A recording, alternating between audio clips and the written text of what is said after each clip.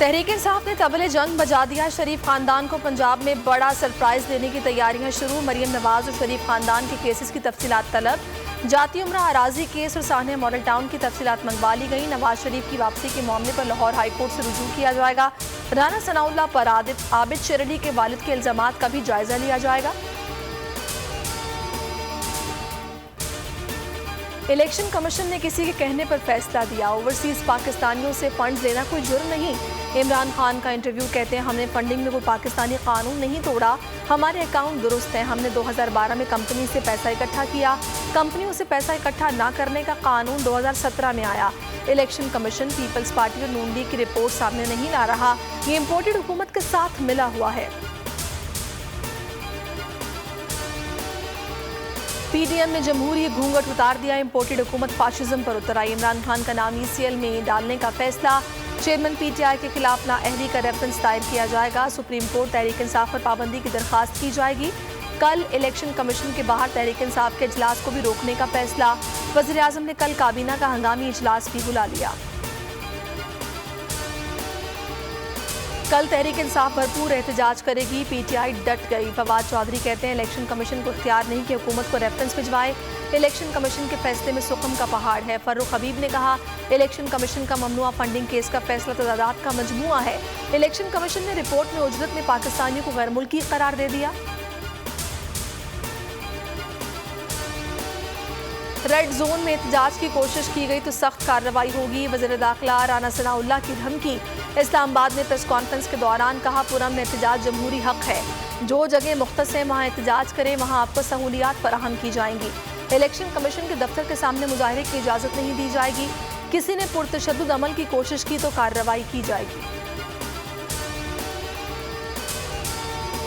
राना सनाउल्लाह ने red zone को blood zone में तब्दील किया तो हालात खराब होंगे। शेख रशीद ने खबरदार कर दिया। कहा 15 अगस्त तक तमाम फैसले हो जाएंगे। इमरान खान को जेल में डाला गया तो अवाम इनका हशर नशर करेंगे। इमरान इनके बाप से भी नहीं संभाला जा सकेगा। मुल्क में खाना जंगी देख रहा हूँ। जो हालात पैदा किए जा रहे हैं, मुल्क में रहना मुश्किल हो जाएगा। जनरल बाजवा को कहता हूँ राना सनाउल्लाह को लगाम डालें।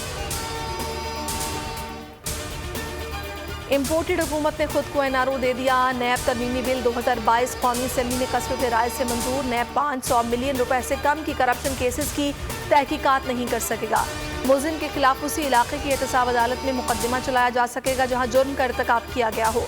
मुलजिमान के खिलाफ तहकीकात के लिए दीगर किसी सरकारी एजेंसी से मदद नहीं ली जा सकेगी। एहतसाब अदालतों के जजेस की तकर्रुरी का इख्तियार वफाकी हुकूमत के पास रहेगा। जजों की तकर्रुरी से मुतालिक सदर का इख्तियार वापस ले लिया गया।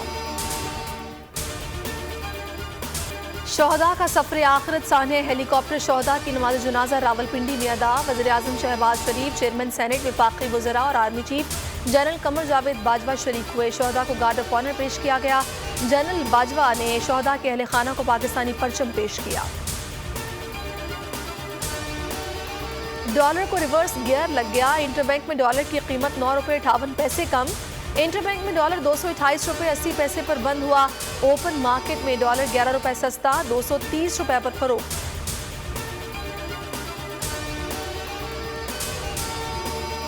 और बलोचिस्तान में सैलाब और बारिश की तबाहकारियां, अब तक 165 अफराद जाँ बहक हो चुके। हजारों घर बार उजड़ गए। जनूबी पंजाब में भी मुतासरीन का बुरा हाल। बोल न्यूज़ मुतासरीन की आवाज़ बन गया। मुतासरा इलाकों में रिलीफ ऑपरेशन की जारी। जश्न आज़ादी के रंग बनाएं बोल के संग। हमें भेजिए अपनी वीडियोस, बच्चों की जश्न मनाती तस्वीर और मिली नगमे। व्हाट्सएप कीजिए 0337031037 पर।